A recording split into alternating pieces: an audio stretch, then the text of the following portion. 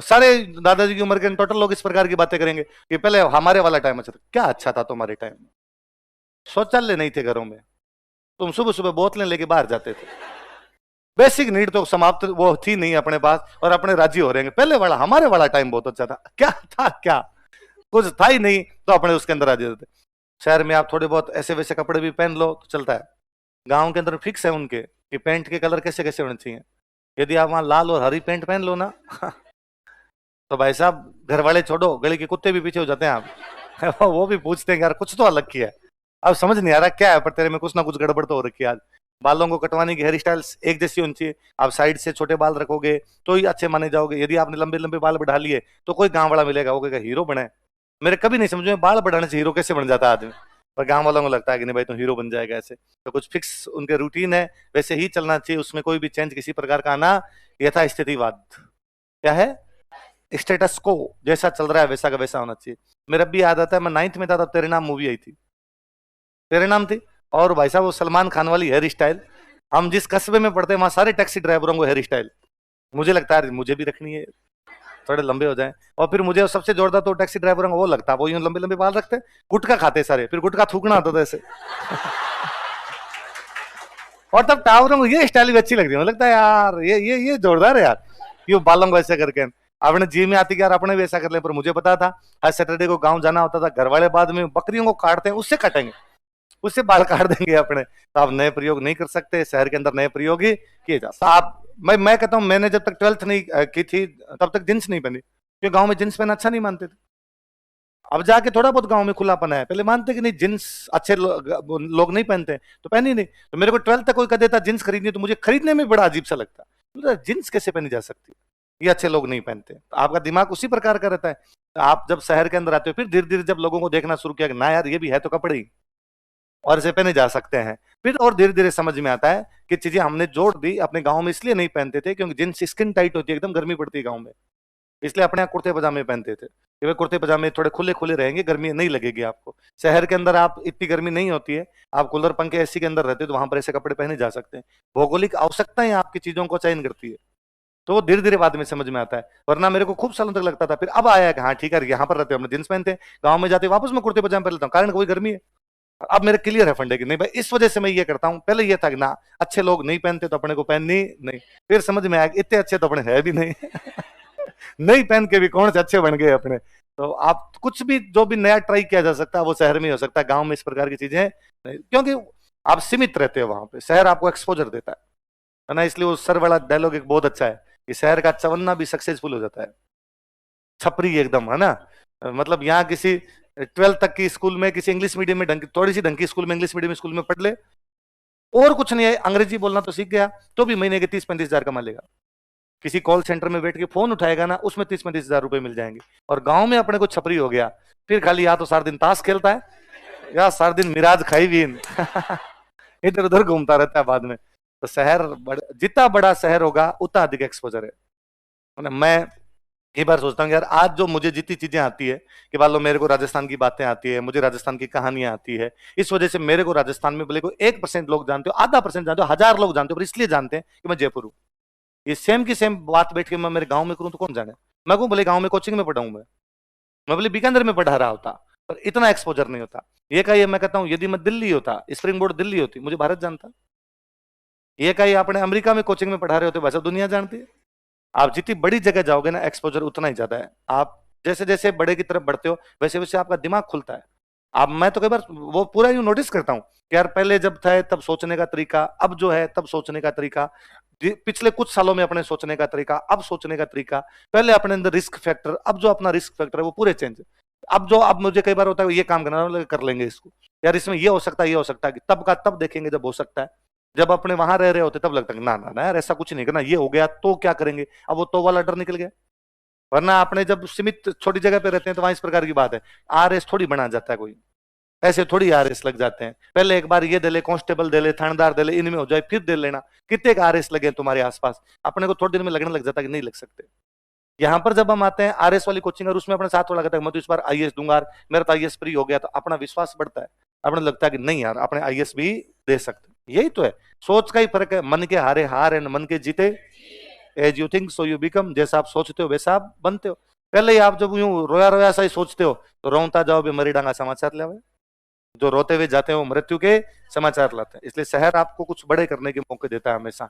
इसलिए अपने भी कोचिंग समाप्त होने के बाद जयपुर छोड़ के जाना नहीं है ना। कई बार टावर जैसे कोचिंग पूरी होती है कि मैं वापस गांव चला जाऊं, और गांव जाने के बाद मैं तो कई बार खुद देखता हूँ कि मैं 10 एक दिन गांव रह जाऊं। मैं कभी रहा ही नहीं लगातार 10 दिन तक, कभी रहा ही नहीं। 10 एक दिन गांव रह जाऊं तो मैं शुरुआत में 3 4 दिन तक जो मेरे आसपास के वहां के लोग होते हैं उनकी बातें काटता हूँ। वो जब कहते हैं कि यार ये नहीं हो सकता है, मैं अरे नहीं कैसे नहीं हो सकता, हो सकता हो सकता हो सकता है।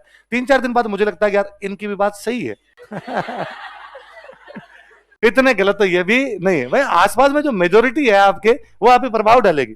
यहाँ मेजोरिटी अलग प्रकार के प्रभाव अलग है, वहां मेजोरिटी अलग प्रकार के प्रभाव अलग है। तो वो दोनों है। यहाँ जब स्प्रिंग बोर्ड में पढ़ने के लिए आए, दिलीप सर हमेशा कहते फिल्में देखनी चाहिए, साहित्य पढ़ना चाहिए, तो देखते फिल्में देखते साहित्य पढ़ते। गांव में था तब ये मानते थे कि फिल्में देखना बुरी बात है। तो मुझे याद है कि मेरे जो भी पर वो है कि जो बुरे काम है वो तो कर लेने चाहिए। तो फिल्में देखी, खूब देखी, वहां पर भी मैं देखा करता था, पर हमेशा नाइट शो देखते। दिन में कभी जाते नहीं कि गांव वाला कोई मिल जाएगा। लास्ट शो में जाएंगे, गांव वाले तो वापस चले गए, बस चलेगी 6 बजे के बाद वाली, तो आप अपने इसमें के अंदर देख सकते हैं। दिन में एक भी मूवी नहीं देखी हुई कि वो मन के अंदर था कि भाई फिल्में देखनी अच्छी बात है नहीं।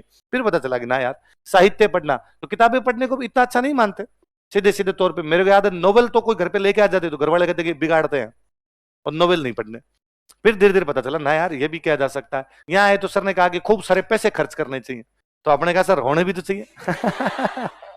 वही करेंगे कब, जब अपने पास होंगे। तो सर ने वापस कहा एक दिन आएगा जिस दिन आपके पास पैसे होंगे पर उस दिन आपके पास समय नहीं होगा। आज आपके पास समय है, इसलिए चीजों को छांट छांट के तैयार रखो कि अपने को ये खरीदनी है, अपने को ये खरीदनी है, अपने को ये खरीदनी। दिलीप सर ने कहा तब WTP नहीं हुआ करता, जीटी हुआ करता था। मैं मेरे एक फ्रेंड हर सैटरडे को जीटी जाते, केवल दुकानों के अंदर जाके कपड़े चेक करके आते। रुपए टक्का नहीं जेब के अंदर, पर फिर भी जींस पहन के देखनी और उसको कहना ना फिटिंग सही नहीं आ रही। वो यदि जेब चेक कर लें तो हमसे बर्तन मंजवाए वो वहां पे। बेटा तुम ऐसे कैसे कर सकते हो, पर विंडो वॉचिंग कि हम केवल वॉच करके आएंगे चीजों को, हम खरीदेंगे कुछ भी थे ही नहीं, पैसे पैसे नहीं थे, आप कहां से खरीदोगे। पर वो था कि नहीं यार अपने देखनी सब है, अपने को पता तो ना यार ये चीज ये है, ये चीज ये है, ये चीज ये है। कुछ जिस दिन थोड़े से कोई नए कपड़े होते, ढंग के नए कपड़े पहने, किसी कार की दुकान में जाकर उससे बात करनी कि कितने की आ जाती है, कितने की नहीं आती, अपने पैदल आए थे। और बात वैसा उस प्रकार करनी। अब मैं कई बार सोचता हूँ बात तो सही है।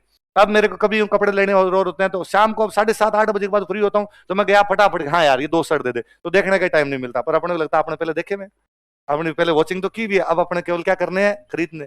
अब ये कहीं किसी गांव वाले को कह दे कि केवल दुकानों पे जाके कपड़े देखे ना, क्यों रों तो फिर है।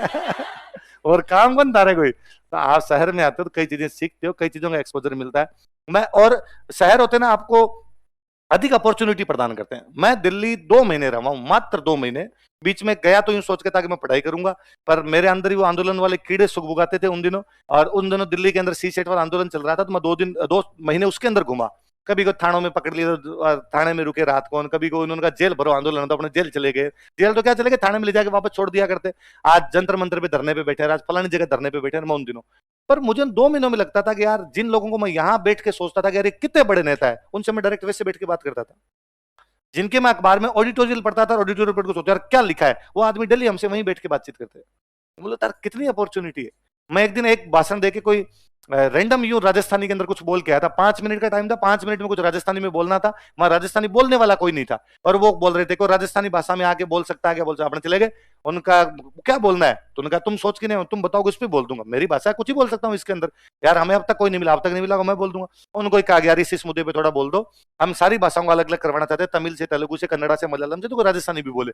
तो मैंने जाके बोला। मैं जैसे नीचे उतरा तो एक हनुमानगढ़ के दिल्ली यूनिवर्सिटी के अंदर प्रोफेसर थे, वो मेरे से आगे मिले, यार गजब बोला यार तू तो, और तू तो एकदम अपने वाली बोल लेता है। यार मैं जब राजस्थान का हूं तो वही बोलूंगा, पर यार तूने हिस्ट्री की 2 3 बातें बहुत अच्छी बताई, हमारी DU में हिस्ट्री के जो प्रोफेसर है वो तेरे से मिलना चाहते हैं।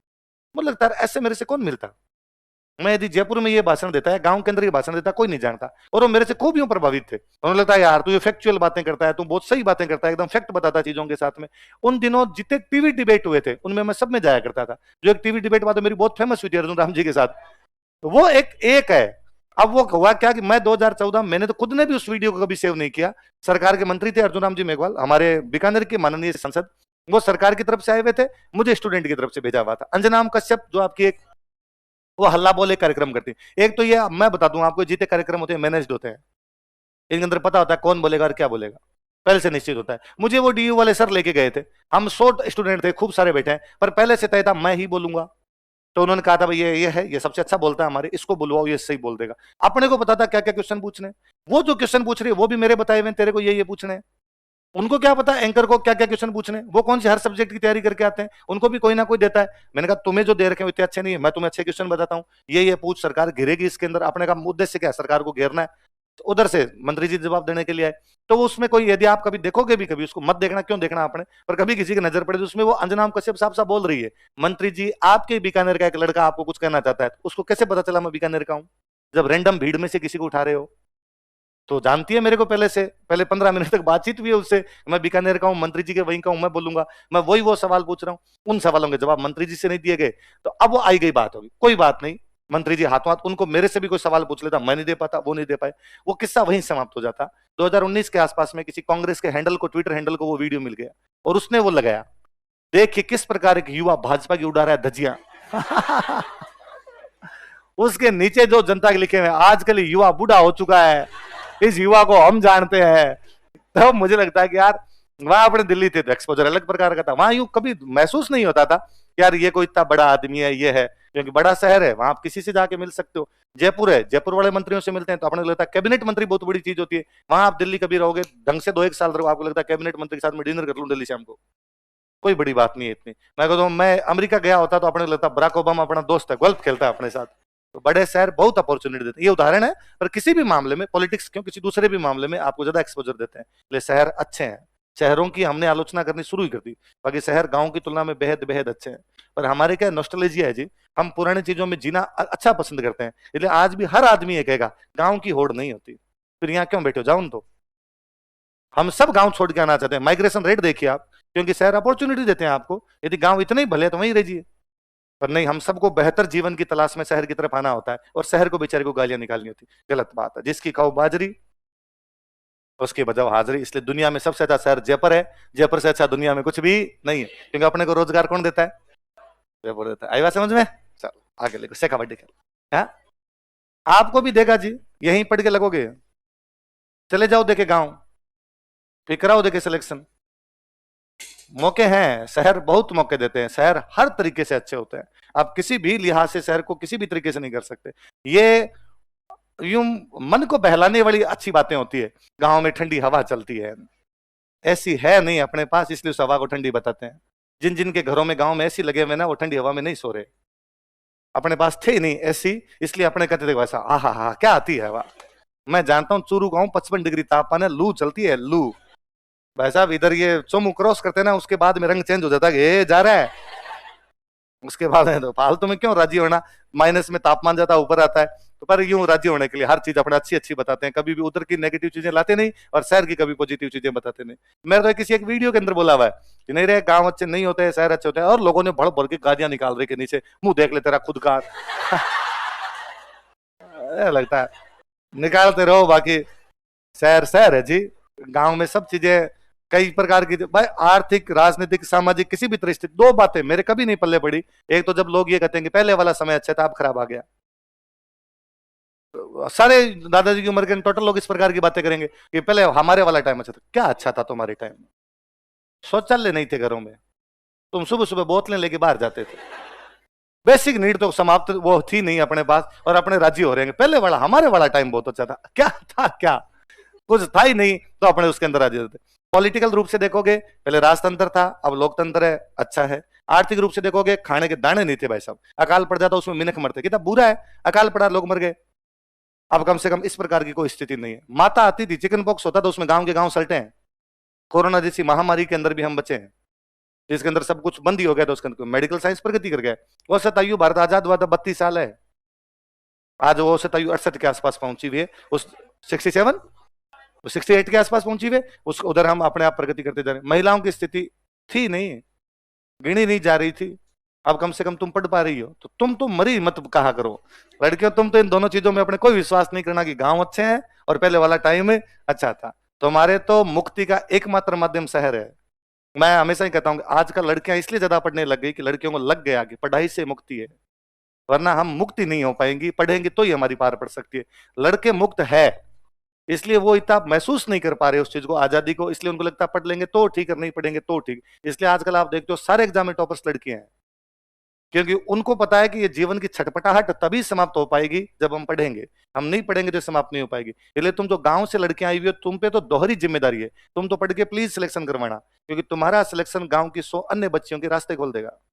और यदि तुम सेलेक्ट नहीं होगी, तुम किसी भी प्रकार से यदि असफल लौटती हो, तो गांव के अंदर बाकी बच्चियों के लिए रास्ते ब्लॉक करती हो, और फिर लगता है फलान जी वाली गई थी, वो कौन सी छठ की 14 करके आई थी, है ना। इसलिए तुम तो और ज्यादा पढ़ना, तुम पढ़ोगी तो आने वाली पीढ़ियों का सुधार कर दोगे, तुम्हारे एक सिलेक्शन से पता नहीं कितने के भविष्य सुधर जाएंगे, वो तुम्हारे से प्रत्यक्ष या अप्रत्यक्ष रूप से जुड़े हुए लोग होंगे। देखो मुख्य के अंदर चिड़ावा,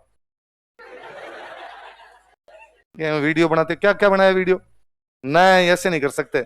अभी फिर किसी को वीडियो दिखाओगे उसने क्या गांव बुरा है, मुख्य के अंदर चिड़ावा।